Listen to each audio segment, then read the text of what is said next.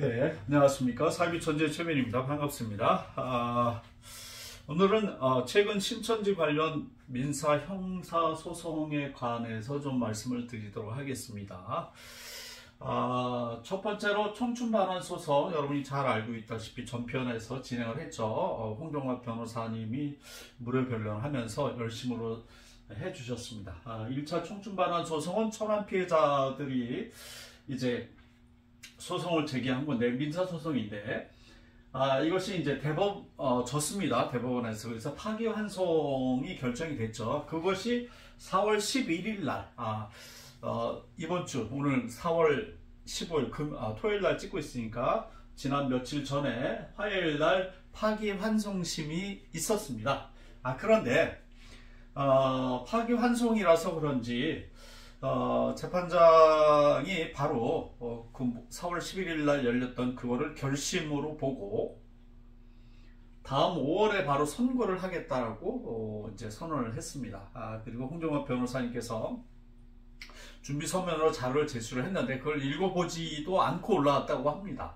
그래서 참 기가 막힌 상황인데, 아무튼 5월 달에 바로 선고 예정입니다. 그래서 지금 현재로서는 홍 변호사님이 얘기하기로는 좀 비관적인 상태인데, 한 가지 바라볼 수 있는 것은 대법원 전원 합의 판결을 기대해 본다고 합니다. 그래서 이게 뭐냐, 지난번에 그 대법원에서 들어갔을 때 저도 7명인가요? 대법관이 다 앉아있을 줄 알았더니 그렇지 않더라고요.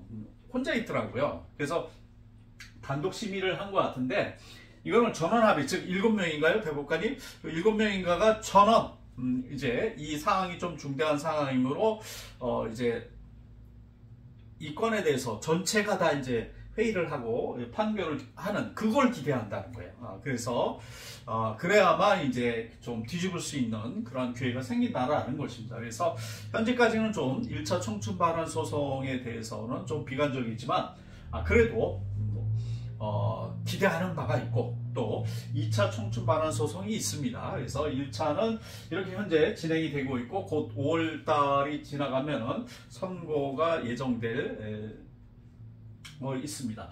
자, 2차 청춘반환 소송입니다.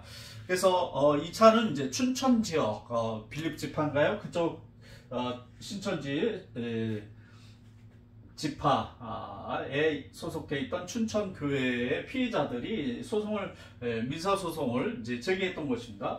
그래서 이땡땡 씨가 하고 또 김땡땡 씨가 이제 재판을 이제 민사소송을 제기를 했었는데, 이게 분리가 됐더라고요. 그 외에도 이제 여기 보시면 지땡땡 강사 또 다른 전 전도사 관련 소송이 있습니다만, 이게 청춘반환 소송의 완전한 청춘반환 소송은 아니지만, 이제 홍 변호사님하고 이 두 분이 개인적인 이제 친분으로 인해서 청춘반환 소송과 별건으로 진행되고 있는데, 좀 연관성이 있어서 오늘 여기에다가 올렸습니다. 자, 그래서 일단 2차 청춘반환 소송의 이땡땡 씨는 1심에서 패소를 했습니다. 3월 달에, 지난달에 있었습니다. 그래서 그때도 몇 번 재판을 안 했어요. 근데 바로 그냥 대법원 판결 영향을 받아서 패소를 했습니다. 그래서 지금 고등법원의 항소 중에 있습니다.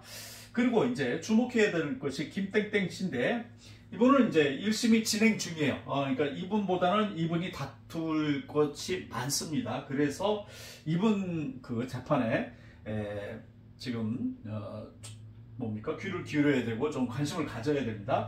그리고 이번 재판이 처음에 시작될 때 재판관 기피 신청을 했었죠.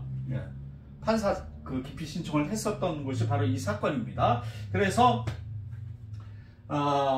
이게 재판관이 원래는 바뀔 줄 알았어요. 왜냐하면 해가 바뀌고 하니까 재판관이 바뀔 줄 알았는데 바뀌지 않고 그대로 왔습니다. 그 재판관이. 그런데 지난번보다는 좀 기피 신청을 했던 영향이 있었는지 좀 뭐라 그럴까요? 좀 부드럽고 좀 이렇게 해보려고 하는 그런 의지가 좀 있는 것 같아요. 그래서 증인 11명을 홍 변호사님이 신청을 했는데 이게 다 들어졌습니다.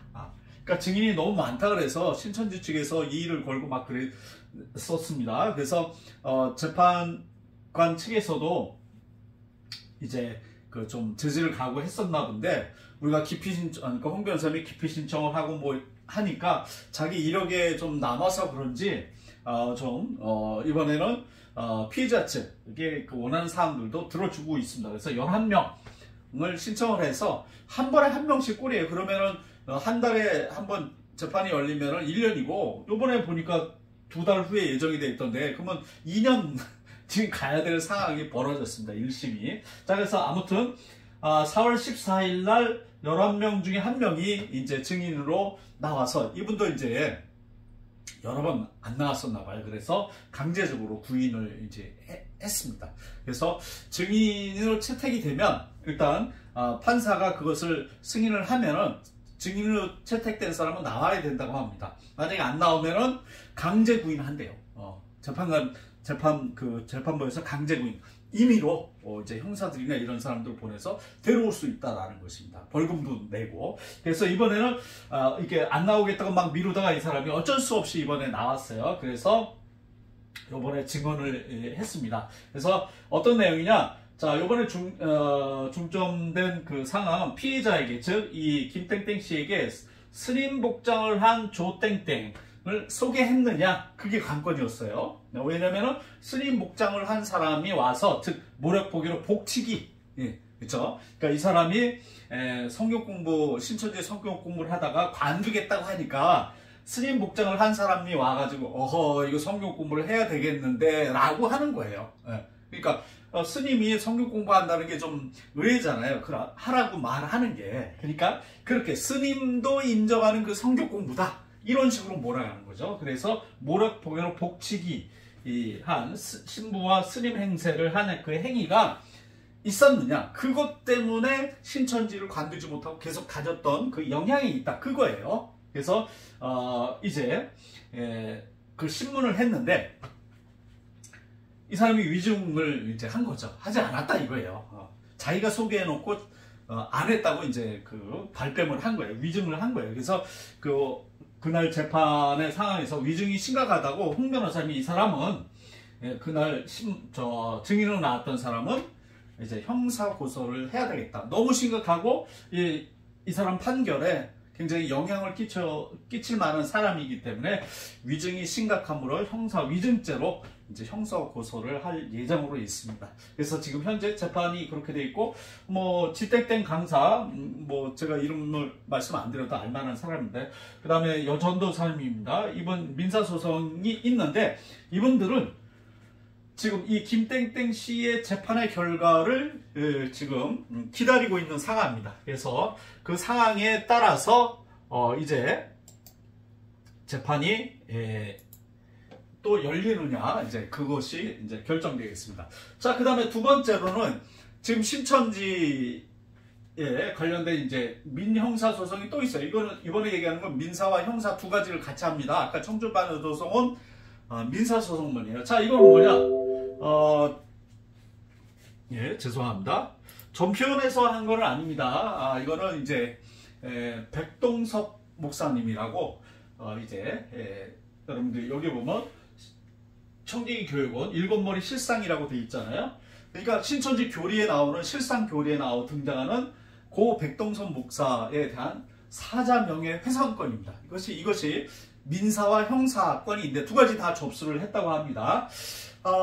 이게 뭐냐면은 일곱머리 열불의 실상으로 백동섭 목사님 아드님이 목사님이시래요. 그래서 최근에 이 아버님이 이렇게 신천지의 그 교육에 이름이 이용되고 있고, 그러므로 말미암아 이제 명예를 훼손하고 있다는 거죠. 사자, 즉 고인에 대한 명예훼손이다 해서 이제 고소를 진행을 했습니다. 그래서 이 사자 명예훼손은 친고죄입니다. 그러니까 돌아가신 분의 친조, 아들, 이런 그 직계가 고소를 해야 되는 거예요. 그래서 직접 고소를 하기 때문에 친고죄에 해당이 됩니다. 그래서 만약 이것이 법원에서 인정이 되면 사자 명예훼손이다 그러면은 2년 이하의 징역이나 금고, 징역은 이제 갇혀 있으면서 노동도 해야 되는 게 징역이죠. 금고는 그냥 갇혀 있는 겁니다. 그다음에 500만 원 이하의 벌금을 이제 내는 것입니다. 그래서 물론 이게 형을 살거나 벌금을 내는 것도 중요하지만 뭐예요? 유죄로 인정받는 거잖아요. 즉 이것이 사자 명예를 훼손했다. 즉 이런 일이 없었다라는 거잖아요. 그때 문제가 뭐가 됩니까? 신천지 실상이 거짓이라는 거죠. 즉 뭐예요? 백동섭이라는 분은 여기 들어간 적이 없다라는 거예요. 청주기 교육원에 다른 분도 마찬가지지만 이 청주기 교육원에 특별히 백동섭 목사님 같은 경우는 이곳에 없었다라는 거예요. 근데 이용을 해먹는 거지, 이만희 교주가 신천지에서. 그래서 지금 사제명예에서는 신천지 교회, 그러니까 본부죠. 그 다음에 이만희 씨 개인에게, 두 사람에게 다 지금 그 피고가 되는 거죠. 이 사람들은 이제 원고가 되는 거고. 그래서 이것도 이제 그 푸른 하늘에서 이미 얘기를 했지 않습니까? 아까 말씀드린 대로 그 전편 고소사항은 아니에요. 그런데 왜 말씀을 드리냐? 크기 때문에. 이제 파급 효과가 커요. 이게 만약에 유죄로 인정되면 신천지 실상이 거짓이 되는 것이고, 그러니까 신천지는 출발부터 거짓이었다라는 것이 판명이 되는 거죠. 그래서 굉장히 중요합니다. 그래서 14일날 어제죠. 어제 이제 변호사님으로부터 들은 거예요. 이만희 씨가 지금 진행되고 있다는 건 법원 그 소장을 받아봤답니다. 그러니까 어제. 그리고 신천지 측은 아직 안 받았다니까. 본부로 보낸 거하고 이만희 가평에 있잖아요. 가평으로 보낸 게 두 개인데, 이만희 측에서는 받았다라는 것을 확인이 됐고, 법원에서요. 그 다음에 신천지 본부로 보낸 거는, 왜? 신천지 본부에서도 아직 가리키고 있잖아요. 신천지 전 신도들에게. 그래서 거기도 이제 잘못 가리키고 있다라는 거예요. 이제 명예훼손 형사와 민사 소송을 거는 그런 소장을 보낸 거죠. 자, 그래서 이만희는 확실히 그것을 지금 받았습니다. 그러니까 곧 이제 고소인 신문과 또 이 뭡니까? 피고소인 신문이 이제 이루어질 것이고, 그것을 그것에 따라서 이제 어떻게 됩니까? 재판에 이제 넘어가게 되는 거죠. 굉장히 그래서 중요한 사건입니다. 그래서 이 백동섭 목사님 아드님이 이 소송 걸기 전에 내용 증명을 보냈다고 그래요. 즉 이렇게 이용되고 있는데 이거에 대해서 해명을 해라. 그리고 사과를 해라. 그런데 언제까지 해라 그랬는데 그거를 보냈는데 수취인 거부를 했다니까 받지 않았다라는 거예요. 그러니까 알면서도 안 받았다라고 판단이 되는 거예요. 그래서 아무튼 그 수령이 안 돼가지고 어쩔 수 없이 어떻게 해요? 이제 고소로 직접 들어가는 것 같습니다. 그래서 이 사건이 굉장히 중요한 사건입니다. 그래서 좀 푸른 하늘님도 말씀하신 것 같은데 관심 가져주시고, 이게 신천지를 무너뜨리는데 굉장히 중요한 거, 베이스가 되는 그 실상 교리가 무너지니까 굉장히 타격이 큰 거죠. 자, 그 다음에 세 번째는 준비 중이라고 했습니다만은 변호사님께서 말을 아끼셨어요. 그래서 저도 들었지만 좀 살짝 들었어요. 살짝 들었지만 이거를 완전히 얘기를 이제 할 수는 없는 거예요. 왜냐하면 준비 과정에 있고, 이것도 얘기를 들으니까 좀 타격이 있는 거예요.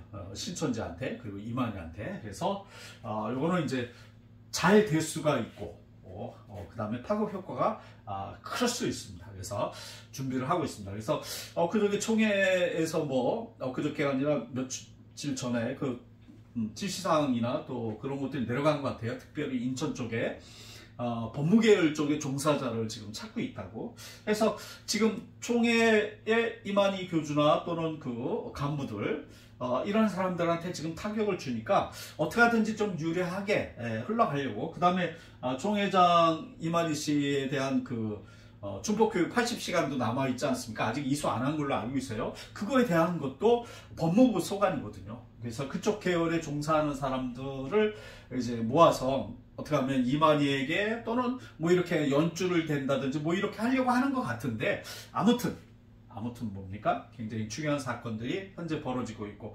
앞으로 이제 많은 관심을 가져주고, 이때 되면 또 방청 법원에 신천지인들이 괜히 그 일반 사람들이나 우리 신천지를 그 대처하는 사람들, 이런 사람들을 이제 못 보게 이렇게 그 재판정을 이제 자기네 숫자를 채울 수도 있고 그럴 수가 있습니다. 그러니까 이번에는 꼭 우리가 참가를 하도록, 이만희 재판 때는 들어가지 못했지만 참가를 할 수 있도록 여러분 최대한 관심을 가져주시고, 또 항의도 해야 되고 법원 측에 이런 것들을 좀 해야 될 것 같습니다. 그래서 마음을 좀 모아주셔서 같이 했으면 좋겠습니다. 예, 다음에 또 다른 소식으로 만나 뵙도록 하겠습니다. 감사합니다.